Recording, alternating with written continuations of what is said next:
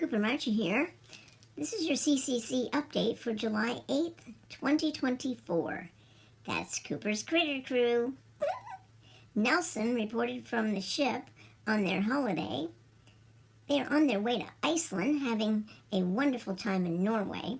They visited some picturesque and interesting places. He decided to have an adventure by trying out a zip line at Flam, much to Matilda's annoyance. She was convinced he would end up in the hospital, but he did it safely with a safety harness, helmet, and a very skilled crew. What a huge thrill that was, and very exciting. Matilda spent her time at a local berry farm where she picked strawberries and blueberries, and then enjoyed the sunshine with coffee, cake, and berries she'd picked. They sailed up the famous Grandgier, I can't pronounce that, fjord, and saw the famous Seven Sisters waterfall, one of the most photographed waterfalls in Norway. A fjord is a long, deep, narrow body of water that reaches far inland. Fjords are often set in a U-shaped valley with steep walls of rocks on either side. Fjords are found mainly in Norway, Chile, New Zealand, Canada, Greenland, and the U.S. state of Alaska. Fjords were created by glaciers, and some fjords have coral reefs and rocky islands.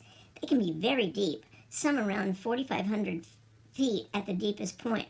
The water is bright green, and this is where the glaciers nearby. Salt water contains a lot of melted water from the glacier, giving it a bright emerald green appearance.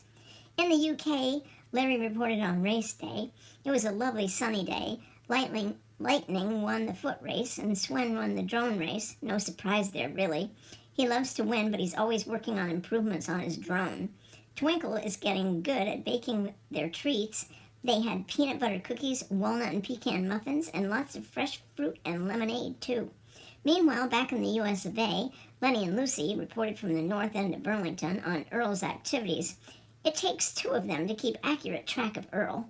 He did earmuff drop-offs with his drone to save squirrels' ears during the fireworks and firecrackers that always come with the 4th of July. He served Burlington, Colchester, Richford, and St. Albans, so he was a very busy squirrel.